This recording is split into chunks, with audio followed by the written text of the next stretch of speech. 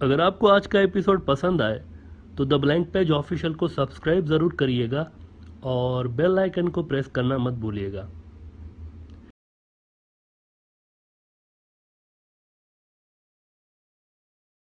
Nadreen, Indian media में कई रोज़ से एक खबर छाई रही कि अफ़गान तालिबान और पाकिस्तान के दरमियान पता नहीं कोई जंग होने जा रही है, मार कुटाई लड़ाई हो रही है, पता नहीं खुदा जाने क्या हो जाना है, कुछ हो रहा है वहाँ पे। पर पूरा इंडियन मीडिया, पूरा गोदी मीडिया लगा रहा कई रोज़ तक। और मेजर गोरावारिया साहब, इनकी तो लंबी लंबी छोड़ने की आदत कभी जाएगी नहीं। ये दुनिया भर में मशहूर है लंबी लंबी छोड़ने। इन्होंने भी मौके से फ़ायदा उठाते हुए फरमाया कि भाई बहुत कुछ हो रहा है, अफगान तालिबान लड़ रहे हैं पाकिस्तान से वगैरह वगैरह। इसके अलावा कई पाकिस्तानी सोशल मीडिया इन्फ्लुएंसर भी देखा कि वो भी रोज़ रोज़ लगे हुए थे। पहले वो तुर्की और पाकिस्तान की लड़ाई करा रहे थे कि 100 ड्रोन दे दिए तुर्की ने, तो अब ये हो रहा है। अब उन्होंने अफगान तालिबान और पाकिस्तान की लड़ाई, पता नहीं क्या हो रहा है दोनों के बीच। और रीज़न ये दे दिया गया कि मामलात इनके ख़राब है पाकिस्तान के और तालिबान के, क्योंकि जो है ना तालिबान फेंसिंग करने नहीं दे रहे पाकिस्तान को, बाड़ लगाने नहीं दे रहे बॉर्डर पर। वैसे हम ब्रॉडर व्यू में शुरू से ही कहते रहे कि भाई ये सुनामी नहीं है, ये चाय की प्याली में तूफ़ान है जिसको मैग्नीफाई करके दिखाया जा रहा है कि कोई तूफ़ान आ गया। ये कोई बड़ा इशू नहीं है, लेकिन मजबूरन इस पे बात करनी पड़ रही है। क्या करें, क्योंकि कई 100 लोगों ने सवाल पूछा है कि ये क्या हो रहा है वहाँ पर, आप कुछ बताएं। तो मजबूरन बात करनी पड़ रही है आज। लेकिन आज बात करनी है तो डिटेल में करनी पड़ेगी, सारी स्टोरी समझानी पड़ेगी कि मसला है क्या, क्योंकि ऊपर ऊपर से बता रहे हैं ना। जब तक आप किसी चीज़ की बुनियाद को नहीं समझेंगे ना कि असल इशू क्या है, इसकी जड़ क्या है, तब तक आप इस मामले को नहीं समझ सकते। जब आप इसकी जड़ समझ लेंगे ना तो आपको पता चल जाएगा कि ये कोई बड़ा इशू नहीं है, इसको ऐसे ही मैग्नीफाई करके दिखाया जा रहा है। बात सारी यहाँ से स्टार्ट हुई कि पाकिस्तान ने अपने पूरे ईरान और अफगानिस्तान बॉर्डर पर फेंसिंग लगाने का काम शुरू कर दिया, बाड़ लगाने का काम शुरू कर दिया। अरबों रुपए का एक प्रोजेक्ट पाकिस्तान, ये पहले से ही काफ़ी टाइम हो गया इसको, अभी से नहीं कर रहा, काफ़ी टाइम से, जब अशरफ गनी की सरकार थी तब से हो रहा है। 96% काम जो अफगानिस्तान वाले बॉर्डर पर पाकिस्तान ने मुकम्मल कर लिया हुआ है। 96%, सिर्फ थोड़े से इलाके बाकी हैं जहां पर काम जारी है। हर 8 किलोमीटर पर पाक फौज की एक चौकी बनाई गई है और वक्फे वक्फे से दोनों मुल्कों के लोगों की लीगल क्रॉसिंग को यकीनी बनाने के लिए वक्फे वक्फे से एक क्रॉसिंग्स भी बनाई गई हैं, लीगल हैं ये, यानी आप वीज़ा लेके आ सकते हैं। ये पाकिस्तान ने क्यों किया है, पहले नहीं हुआ करता था ना, लेकिन अब क्यों किया है? पिछले कुछ साल से पाकिस्तान इस पर काम कर रहा है, क्यों कर रहा है? सारी कहानी है ये। और लोकल्स कुछ हैं वहाँ पर, लोकल्स, अफगान तालिबान नहीं, कुछ लोकल्स हैं। और ये कौन है इसके भी बारे में हम आपको बताएंगे। उन्होंने इसमें बीच में रोड़ा डालने की कोशिश की, जिसको बहुत बड़ा इशू, पता नहीं कोई जंग के तक मामला चला गया, वार्निंग दे दी, ये हो गया वो हो गया, पता नहीं क्या क्या बता रहे हैं। तो लोकल्स उसको क्यों रोक रहे हैं और पाकिस्तान क्यों लगाना चाह रहे हैं, इस पर हम आपको पहले बताते हैं। क्योंकि देखें, इंडिया काफ़ी अरसे से पाकिस्तान के अंदर अफगानिस्तान की सरजमीन को इस्तेमाल करते हुए दहशतगर्दी कराता रहा है पाकिस्तान के अंदर। पाकिस्तान ऐसा कहता रहा है, मुसलसल इल्ज़ाम लगाता रहा है पाकिस्तान। और पाकिस्तान कहता है कि टीटीपी और बीएलए समेत बहुत सारे ऐसे ग्रुप्स हैं जिनको असला, पैसे इंडियन खुफिया एजेंसी रॉ अफगानिस्तान के ज़रिए देती रही है। और वो फिर पाकिस्तान के अंदर सीपेक के मंसूबों को, मस्जिदों के अंदर, इमाम बारगाहें, बाजार, दरगाहें, इन पे धमाके कराते रहते हैं, जिनमें आज तक 1 लाख के करीब पाकिस्तानी बेगुनाह अवाम और फौजी शहीद हो चुके हैं 20 साल में, 1 लाख के करीब। फिर हुआ ये कि पाकिस्तान ने, अब ये हम आपको वो बातें बता रहे हैं जो कि आज से 6-7 साल पहले तक की हैं, यानी अभी अमेरिका अफगानिस्तान में मौजूद है और इंडिया का एक इन्फ्लुएंस है वहाँ की सरकार के ज़रिए। और मोदी साहब गाने गाते फिर रहे हैं, यारी है ईमान मेरा यार मेरी ज़िंदगी, अशरफ गनी को गाने गाते फिर रहे हैं। ये वो टाइम उसकी बात कर रहे हैं। फिर ये हुआ जनाब, वहाँ पाकिस्तान में धमाके जारी हैं। फिर ये हुआ कि पाकिस्तान ने कई तरह के फौजी ऑपरेशन शुरू किए इन ग्रुप्स के खिलाफ। मिसाल के तौर पर एक ऑपरेशन उन्होंने स्टार्ट में किया था, ऑपरेशन राह रास्त, और दीगर कई इस तरह के ऑपरेशंस पाकिस्तान करता रहा। लेकिन ये टारगेटेड हुआ करते थे, एक मखसूस इलाके के अंदर होते थे, सारे मुल्क के अंदर नहीं होते थे, एक स्पेसिफिक एरिया के अंदर वो करते थे। लेकिन फिर एक वाक़या होता है जिसे आप यूँ समझें जैसे 9/11 में अमेरिका के अंदर जहाज़ टकराए थे ना वर्ल्ड ट्रेड सेंटर के साथ, ऐसा ही पाकिस्तान का 9/11 हुआ एक बार। आज से कुछ साल पहले पाकिस्तान में एक 9/11 हो गया, पूरा पाकिस्तान हिल गया, एक भूचाल आ गया और उससे सिक्योरिटी की डायनामिक्स तब्दील हो गई। पाकिस्तान के अंदर एपीएस एक स्कूल है, आर्मी पब्लिक स्कूल, इसके बच्चों को शहीद किया जाता है इंडियन प्रॉक्सीज की जानिब से। ये जो टीटीपी तहरीक तालिबान पाकिस्तान, इसकी जानिब से पाकिस्तान इल्ज़ाम लगाता है ये टीटीपी ने करवाया था। तो इन्होंने बच्चों को शहीद किया कि 100 से ऊपर बच्चे मारे गए, बच्चे, मासूम बच्चे 4-4, 5-5 साल के। तो इस पे ये 9/11 था, पूरा पाकिस्तान हिल गया। तो इस पे पाकिस्तान ने क्या किया कि एक मैसिव ऑपरेशन लॉन्च कर दिया, ऑपरेशन ज़रबे अज़्ब। और ये टारगेटेड नहीं था किसी स्पेसिफिक एरिया में, ये पूरे मुल्क में एक साथ स्टार्ट हो जाता है।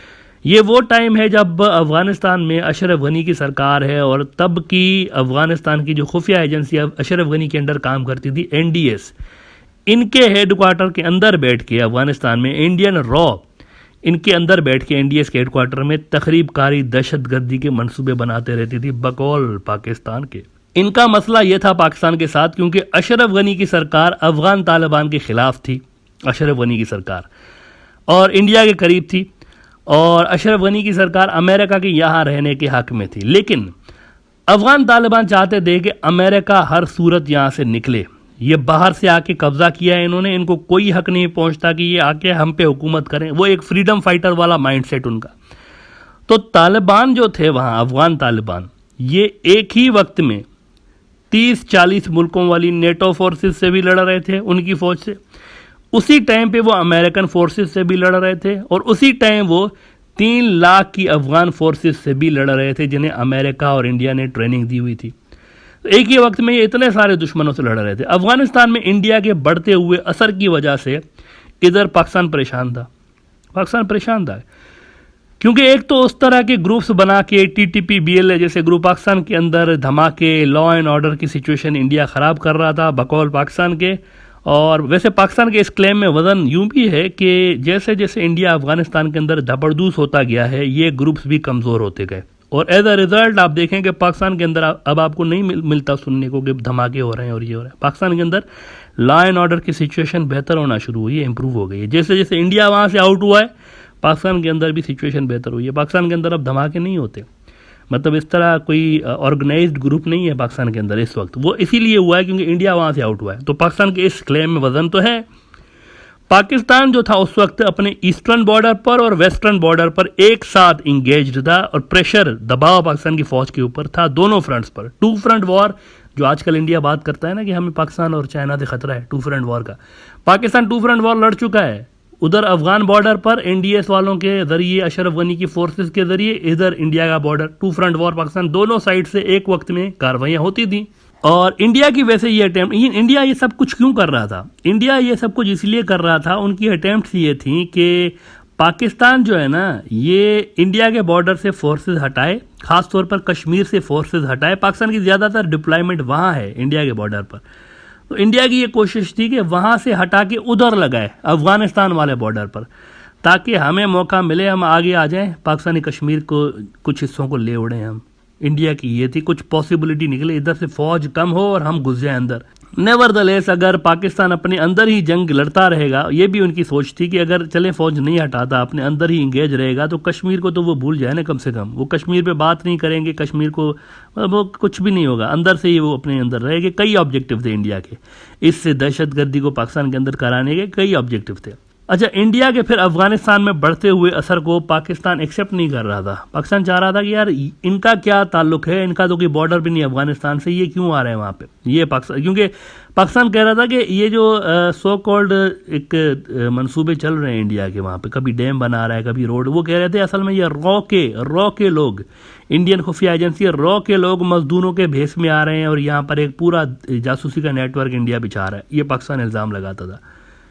इसके बाद ये होता है वहाँ पर कि एक के बाद एक इंडियन काउंसलेट्स पर अफ़गानिस्तान में अंदर बड़े हमले होना शुरू हो जाते हैं, पूरे के पूरे काउंसलेट्स उड़ना शुरू हो जाते हैं इंडिया की अफ़गानिस्तान में, पूरे के पूरे काउंसलेट उड़ना शुरू हो जाते हैं। और तालिबान जो थे, अफ़गान तालिबान, वो भी बड़ा इंडिया के ऊपर गुस्सा था उनको कि अशरफ गनी के करीब क्यों आ रहे हैं, उनको भी गुस्सा था। और इंडिया इल्ज़ाम लगाता था कि हमारे जो काउंसलेट्स उड़ रहे हैं, धपड़दूस हो रहे हैं, ये असल में अफ़गान तालिबान का एक ग्रुप है, हक्कानी नेटवर्क, बड़ा ख़तरनाक ग्रुप है, ये हमारे ऊपर हमले कर रहे हैं। और वो कहते थे कि ये पाकिस्तानी ग्रुप है, पाकिस्तान के करीब है, प्रो पाकिस्तान है। अलबत्ता जब मामला यहाँ तक पहुँच गया कि इंडिया साइकोलॉजिकल चोट पहुँचाने लगा पाकिस्तान को, बच्चों को मरवाने लगा स्कूल में बकौल पाकिस्तान के, जैसा कि APS स्कूल में हुआ, और टीटीपी जिसको पाकिस्तान रॉ का ग्रुप मानता है उसने वैसे रेस्पॉन्सिबिलिटी भी कबूल की थी इस पूरे वाक़े की। तो पाकिस्तान ने जनाब नेशन वाइड ऑपरेशन ज़रब अज़्ब शुरू कर दिया। जनरल राहिल शरीफ उस वक्त पाकिस्तान के आर्मी चीफ हुआ करते थे। ऑपरेशन ज़रब अज़्ब उन्होंने शुरू कर दिया पूरे पाकिस्तान में। अच्छा, एक इंटरेस्टिंग स्टोरी ये है कि ज़रब अज़्ब इसका नाम इसीलिए रखा गया, ज़रब कहते हैं वार चोट पहुंचाने को ज़रब कहते हैं, इसको ज़रब लगाई हमने, चोट पहुंचाई इसको। और अज़ब जो है ना, अज़ब, ये रसूलुल्लाह सल्लल्लाहु अलैहि वसल्लम की एक तलवार का नाम है। ज़रब अज़्ब यानी रसूलुल्लाह की तलवार से चोट पहुंचाना। और ये नाम वैसे क्यों रखा फ़ौज ने पाकिस्तान की? ये नाम पाकिस्तान की फ़ौज ने इसलिए रखा क्योंकि टीटीपी कहा करती थी कि हम जो है ना, हम तो शरीयत लाना चाहते हैं, हम तो शरई कानून चाहते हैं पाकिस्तान में, शरई, ये सारे के सारे गलत काम करें शरई। और यही कहकर वो पाकिस्तान के अंदर देहातों में और इधर उधर जाकर कई लोगों की ब्रेन वॉशिंग करके रिक्रूट भी करते थे लोगों को कि हम, ये काफर मुल्क है और इनके साथ हमने लड़ना है। लेकिन पाकिस्तान कहता था, पाकिस्तान की फ़ौज कहती थी कि स्कूलों में, बाज़ारों में, मस्जिदों में, इसमें आप तो मुसलमानों को मार रहे हैं, ये कौन सी शरीयत है आपकी? ये आपका काम तो खारजियों वाला है, जिनके लिए रसूलुल्लाह सल्लल्लाहु अलैहि वसल्लम ने फरमाया था कि मेरी उम्मत में हमेशा खारजी उठेंगे, जालिमों को छोड़कर आम मुसलमानों को मारेंगे, लेकिन हर दौर में इनका सर काट दिया जाएगा। बड़ा सख्त लफ्ज़ एक रसूलुल्लाह सल्लल्लाहु अलैहि वसल्लम ने इनके लिए कहा था कि ये जहन्नम के कुत्ते होंगे जो कि मुसलमानों को ही मारेंगे। तो ज़रब अज़्ब, जहन्नम के कुत्तों का सर काटने के लिए ये नाम दे दिया गया इस ऑपरेशन को, ऑपरेशन ज़रब अज़्ब। ये उसकी कहानी है इसके नाम देने के पीछे। बहुत ज़्यादा इंडियन प्रॉक्सीज़ को डैमेज किया जाता है इस ऑपरेशन में। पाकिस्तान भर में एक साथ फ़ौज एक्टिव हो जाती है। और फिर जनरल राहिल शरीफ जो हैं ये रिटायर हो जाते हैं और फिर एक और इससे भी बड़ा ऑपरेशन लॉन्च होता है जब नया आर्मी चीफ पाकिस्तान के अंदर आता है, जनरल कमर बाजवा, जो कि इस वक्त भी आर्मी चीफ हैं। इन्होंने ज़रब अज़्ब को नेक्स्ट स्टेज पे लाते हुए मज़ीद इसको इंटेंस कर दिया और ऑपरेशन रद्दुल फसाद शुरू कर दिया। ये सब याद रहे कि पाकिस्तान के अंदर हो रहा है, ये याद रहे। ये अभी तक जो हम आपको बात बता रहे हैं कि ये हुआ था पास्ट में, ये सब कुछ पाकिस्तान के अंदर हो रहा था। और ट्रिगरिंग पॉइंट इसका अगेन APS स्कूल, वो जो बच्चे पाकिस्तान के अंदर शहीद हुए। कहा जाता है कि इन सारे बच्चों की तस्वीर जो शहीद हुए थे उस स्कूल में, ये Pakistani army chief general Bajwa की ऑफिस में लगी हुई हैं, ऐसा कहा जाता है, रिपोर्ट हुआ है मीडिया में। और वो रोज़ इनको देखते हैं, रोज़ाना इनको देखते हैं बच्चों की तस्वीर को। रद्दुल फसाद नाम जो है ना वैसे ऑपरेशन का, ये कुरान पाक की एक आयत से लिया गया है। कुरान में अल्लाह पाक फरमाता है सूरह बकरा आयत नंबर 11 में कि और जब इनसे कहा जाता है कि ज़मीन में फसाद ना करो तो कहते हैं हम तो इस्लाह करने वाले हैं। याद रखो यही लोग फसादी हैं, लेकिन इन्हें इस बात का एहसास नहीं। टीटीपी वाले कहते थे कि हम इस्लाह कर रहे हैं, शरीयत लाना चाह रहे हैं, लेकिन फिर स्कूल के बच्चों को मारा जा रहा है, दरगाहों के अंदर, मज़ारों के अंदर, मस्जिदों के अंदर धमाके, मुसलमान मारे जा रहे हैं। इस पर इस ऑपरेशन का नाम रद्दुल फसाद लिखा गया। और ये वैसे आखिरी कील साबित हुआ पाकिस्तान के अंदर। तमाम जो इंडियन प्रॉक्सीज थी उनके ताबूत में ये ऑपरेशन आखिरी कील, बड़ा सक्सेसफुल ऑपरेशन, सारे भाग गए यहाँ से। पाकिस्तान में इस वक्त कोई मुनज़्ज़म दहशतगर्दी का नेटवर्क नहीं है। ये सारे जो थे TTP, BLA जितने भी, ये भाग के अफगानिस्तान चले गए और वहाँ से ऑपरेट करने लगे। वहाँ से कार्रवाइयाँ फिर पाकिस्तान के अंदर ये करते, दोबारा वहाँ से अफगानिस्तान से आते, कार्रवाई करके भाग जाते। और इनके जो मेन लोग थे ना, ग्रुप के सारे ग्रुप्स जितने भी थे, इनके मेन लोग वहीं अफगानिस्तान के अंदर रहते थे, बल्कि इंडियन कॉन्सुलेट्स में भी रहते थे। ये भी रिपोर्ट्स आई, इंडियन कॉन्सुलेट्स में भी इनको सेफ हेवन्स दी गई। कॉन्सुलेट के अंदर ये भी सितम देखें आप, इंडियन प्रॉक्सीज को उनके कॉन्सुलेट्स के अंदर भी छुपाया गया। अब इस पे इन्फिल्ट्रेशन को रोकने के लिए पाकिस्तान ने फिर, अशरफ गनी का दौर चल रहा है अभी, बाड़ लगाने का फैसला किया, फेंसिंग लगाने का। और वहाँ चूंकि सरकार फिर उसके बाद ये हुआ कि तब्दील हो गई, धपड़दूस हो गया सारा मामला। अशरफ गनी भी गया तो इंडिया भी गया, सारा मामला तब्दील हो गया, अफगान तालिबान आ गया। तो अफगान तालिबान को पाकिस्तान ने कहा कि इनके जो बचे कुछ लोग हैं, ये जो इंडियन प्रॉक्सीज हैं, इनको आप या तो हमारे हवाले कर दें, हम खुद ही इनको धपड़दूस करेंगे, या फिर आप खुद ही इनको धपड़दूस कर दें। दो ऑप्शन है।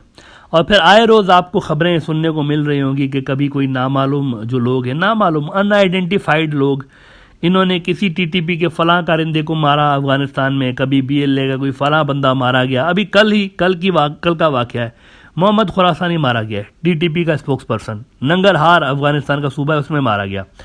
तो ये भी चल रहा है इस वक्त ना, रोज़ाना खबरें आ रही हैं कि कभी कोई मारा गया टीटीपी का वहाँ अफगानिस्तान में, तो कभी कोई। अब कौन मार रहा है ये इसको छोड़ दें फिलहाल। तो ये है सारी फेंसिंग की कहानी कि पाकिस्तान यहाँ पर फेंसिंग क्यों कर रहा था। पाकिस्तान से भाग के जो इंडियन एसेट्स अफगानिस्तान में जाके छुपे थे उनको उधर ही दपड़दूस करने और बॉर्डर क्रॉस करके दोबारा पाकिस्तान आने से रोकने के लिए ये फेंसिंग की कार्रवाई पाकिस्तान कर रहा था, जो कि अफगानिस्तान के बॉर्डर पर 96% मुकम्मल हो चुकी है। इसी तरह वो जो इंडियन जासूस कुलभूषण यादव पकड़ा गया था बलूचिस्तान के इलाके से, उसका नेटवर्क ईरान में था। तो ईरान ने खुद इस पे एग्री किया पाकिस्तान के साथ कि बॉर्डर पर फेंसिंग होनी चाहिए ताकि लोग जो है ना, इस तरह के लोग अपनी कार्रवाइयां अंजाम ना दे सकें, घुसपैठ को रोका जा सके। ये बात बिल्कुल गलत है कि अफगान तालिबान फेंसिंग के खिलाफ हैं, ये बात गलत है। उनकी लीडरशिप खुद चाहती है कि गैर कानूनी घुसपैठ ना हो। जो भी लोग आ रहे हैं जा रहे हैं पाकिस्तान से अफगानिस्तान या अफगानिस्तान से पाकिस्तान, वीज़ा लेके आए। चंद रोज़ कबल जो एक वाक़या हुआ जिसमें चंद लोगों ने पाकिस्तानी ट्रूप्स को फेंसिंग से रोका, ये लोकल इशू है, ये तालिबान का इशू नहीं, ये लोकल लोग हैं वहाँ के। इस बात को समझें। ये सारे तालिबान नहीं थे उस एरिया में, उस एरिया के कुछ लोगों ने ये काम किया, लेकिन मामला दूसरे रोज़ ही हल हो गया था। वजह यह थी कि बहुत सारे लोगों का स्मगलिंग का भी तो धंधा है ना, इस बॉर्डर से बहुत सारे लोगों का स्मगलिंग का भी धंधा है। पाकिस्तान से कोई चीज़ इधर आ जाती है, इधर से कोई चीज़ अफगानिस्तान। तो वो स्मगलर जो थे वो कोई अफगान तालिबान का बेस बना के आ रहा है, कोई वहाँ पर कोई लोकल किसी पार्टी, वो आके प्रोटेस्ट कर रहे हैं कि ये नहीं होनी चाहिए, बाढ़ नहीं लगनी चाहिए, फेंसिंग नहीं होनी चाहिए। ये था इशू असल में, ये वजह थी। तालिबान पाकिस्तान इशू कोई नहीं है इसमें।